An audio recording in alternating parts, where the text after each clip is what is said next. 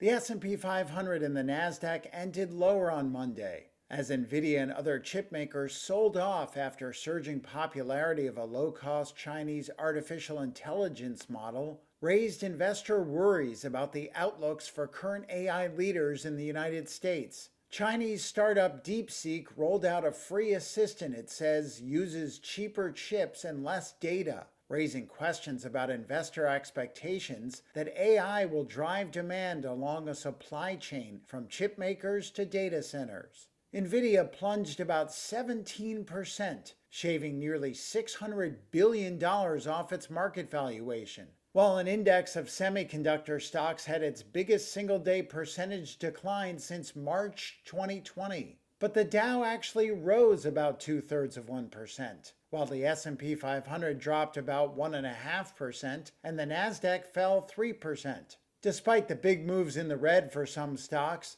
Zacks Investment Research client portfolio manager Brian Mulberry sees encouraging signs. Well, in the market today, we're seeing it across kind of the different indices, a very different experience. NASDAQ down sharply, the S&P kind of in the middle, and the Dow turning slightly positive.